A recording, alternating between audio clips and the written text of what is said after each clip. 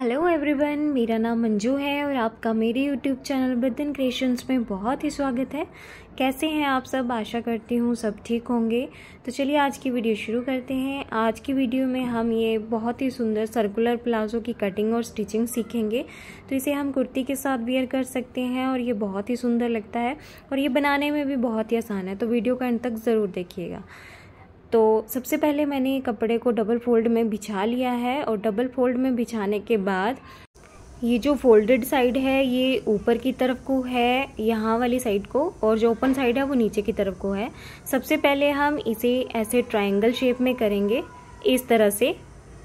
ये देखिए, ये एक समोसे की शेप में बन जाएगा इस तरह से। तो आपको जो भी आपके पास कपड़ा हो, जिसका भी आप फैब्रिक का ऐसे बना रहे हो, उसको इस तरह से फोल्ड कर लीजिए। और यहाँ से आपको सबसे पहले ये ध्यान रखना है कि यहाँ पे कोई भी सिलवट नहीं होनी चाहिए। कपड़े को बिल्कुल अच्छी तरह से सेट ज़रूर करिएगा। और ये फोल्डेड साइड रहेगी, ओपन साइड नीचे की तरफ को रहेगी। अब सबसे पहले हम यहाँ से लगाएंगे कमर की मार्किंग। तो कमर की मार्किंग के लिए जितनी भी आपकी हिप हो उसको आप 4 से डिवाइड करिए और उसमें 1 इंच की लूजिंग दीजिए। तो जो भी आप छोटे या बड़े साइज़ में बना रहे हैं तो उसके लिए सेम ही मेज़रमेंट रहेगी। तो आपको जितनी भी आपकी हिप हो उसको 4 से डिवाइड करिए और उसमें 1 इंच की लूजिंग दे दीजिए।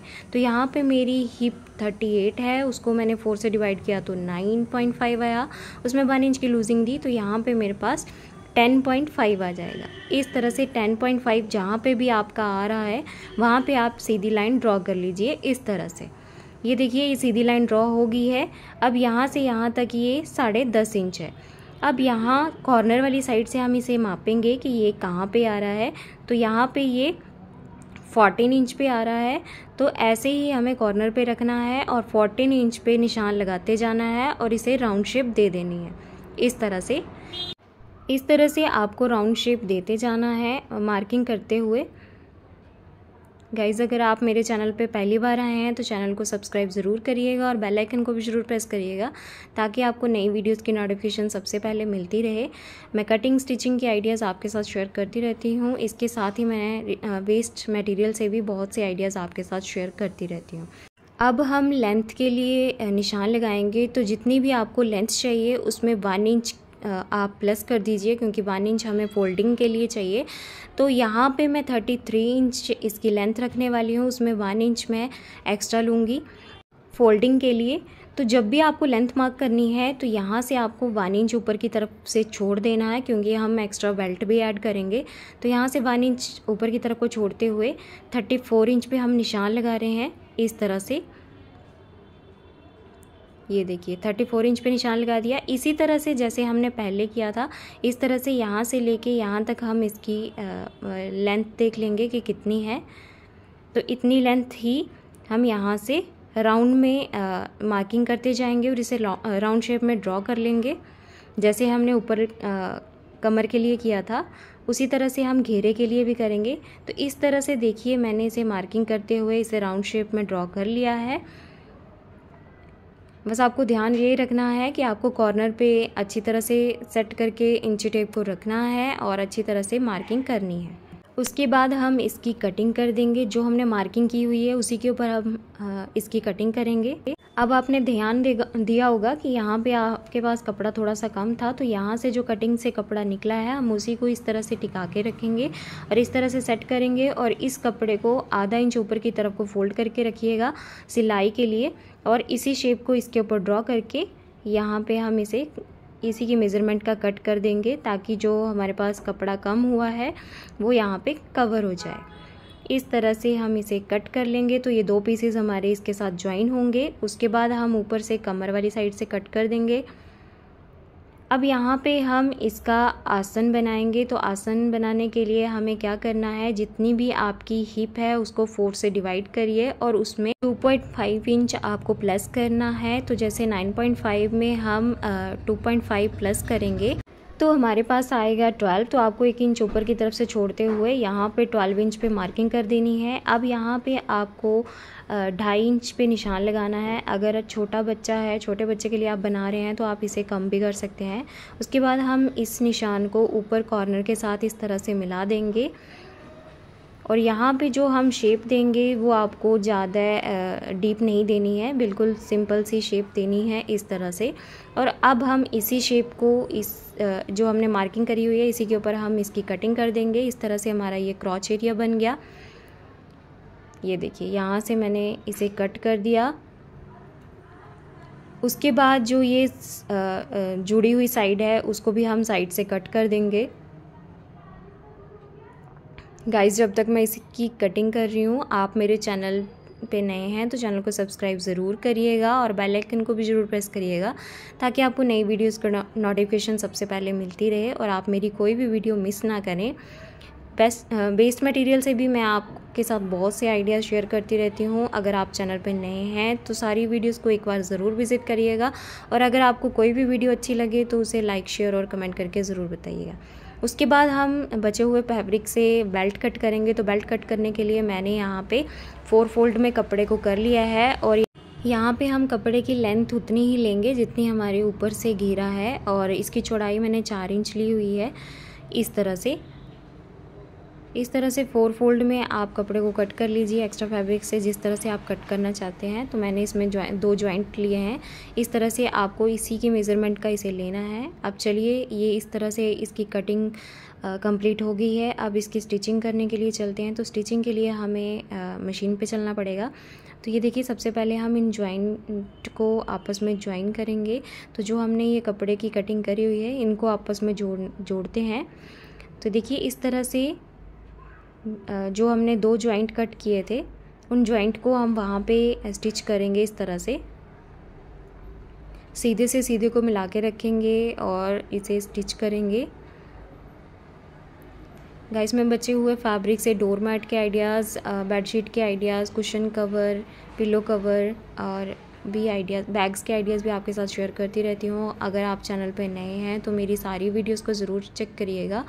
हाल ही में मैंने बहुत ही सुंदर पुरानी चूड़ियों से रीयूज़ आइडियाज़ शेयर किए हैं। आप उन्हें भरपूर प्यार दे रहे हैं। अगर आप चैनल पर नए हैं तो सारी वीडियोस को ज़रूर विज़िट करिएगा और कोई भी वीडियो अगर आपको अच्छी लगे तो उसे लाइक, शेयर और कमेंट करके ज़रूर बताइएगा। देखिए, इस तरह से मैंने दोनों जॉइंट को आपस में ज्वाइन कर दिया है। इस तरह से ज्वाइन करने के बाद अब हम इनके आसन को ज्वाइन करेंगे। तो आसन आपको सिंपली जिस तरह से हम सलवार के आसन ज्वाइन करते हैं उसी तरह से हम इनके आसन को ज्वाइन करेंगे।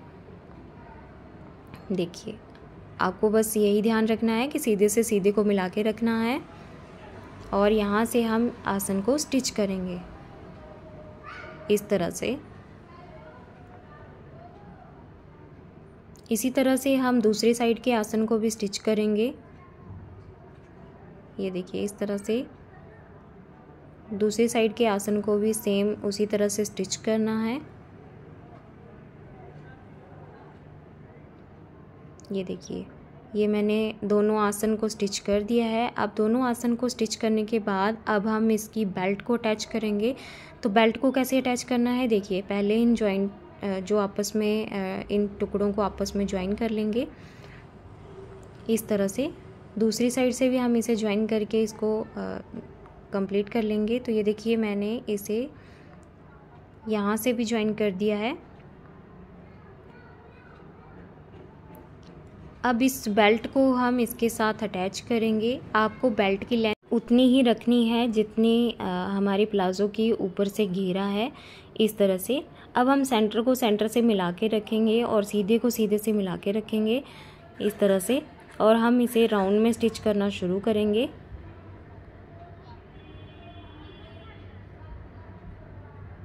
इस तरह से आपको थोड़ा थोड़ा मार्जिन रखते हुए इसको स्टिच करते जाना है। इस तरह से राउंड में स्टिच करना है।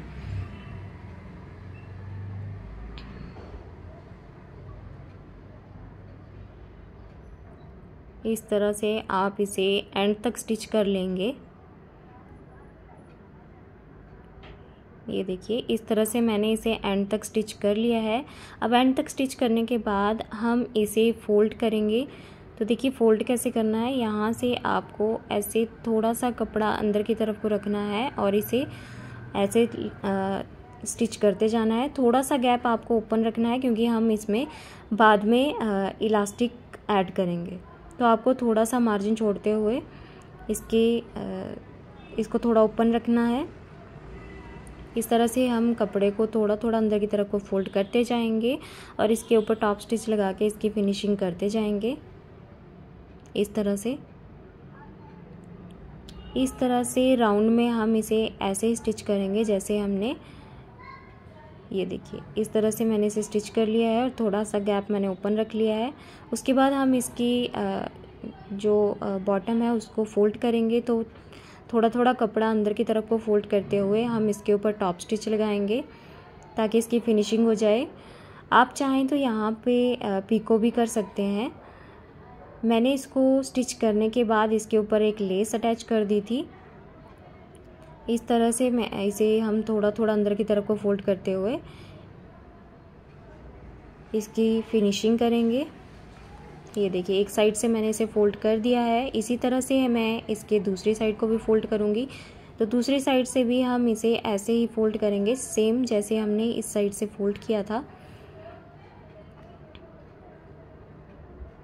आपको कपड़े को थोड़ा थोड़ा अंदर की तरफ को फोल्ड करते जाना है। ये देखिए इस तरह से फोल्ड करने के बाद अब हम इसकी फाइनल स्टिचिंग करेंगे। तो फाइनल स्टिचिंग के लिए हमें दोनों आसन को जोड़ के रखना है इस तरह से।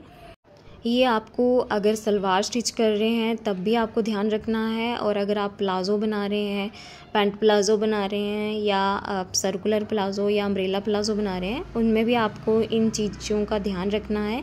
ये बहुत इम्पॉर्टेंट चीज़ है कि आपके आसन आपस में ज्वाइन होने चाहिए। आसन की जो सिलाई है वो दोनों सिलाइयाँ आपस में जुड़ी होनी चाहिए। इस तरह से मैंने एक साइड से स्टिच कर लिया है और दूसरी साइड की सिलाई के लिए भी मैंने आसन से ही इसको स्टार्ट किया है और नीचे बॉटम तक इसे स्टिच कर दूंगी इस तरह से। तो ये हमारी इसकी फाइनल स्टिचिंग हो गई है।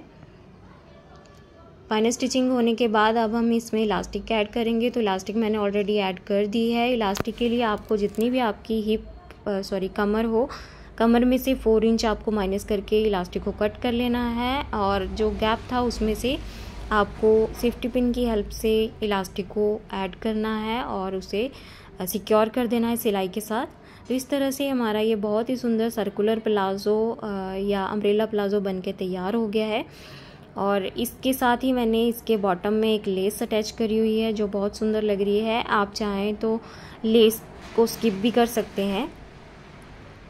इस तरह से हमारे अम्ब्रेला प्लाज़ो की और सर्कुलर प्लाज़ो की कटिंग और स्टिचिंग कंप्लीट हो चुकी है। आपको ये वीडियो कैसी लगी ये ज़रूर बताइएगा, और मेरा समझाने का तरीका कैसा लगा ये भी ज़रूर बताइएगा। अब चलिए इसको स्टाइल करने की बात कर लेते हैं। तो इसको आप अगर स्लीवलेस कुर्ती के साथ वेयर करते हैं तो भी बहुत अच्छी लगती है। इस तरह की कुर्ती के साथ भी आप इसे बनाएंगे तो ये बहुत सुंदर लगता है। ये देखिए आप इसको तीनों स्टाइल के साथ वेयर कर सकते हैं। इसको आप शॉर्ट शर्ट के साथ, शॉर्ट टॉप के साथ भी वेयर करेंगे तो भी बहुत सुंदर लगता है। स्लीवलेस कुर्ती के साथ भी इसे बहुत सुंदर डिज़ाइन किया जा सकता है। अम्ब्रेला कुर्ती के साथ भी आप इसे वेयर करेंगे तो बहुत सुंदर लगेगा। वीडियो को अंत तक देखने के लिए आपका बहुत बहुत धन्यवाद। Thank you.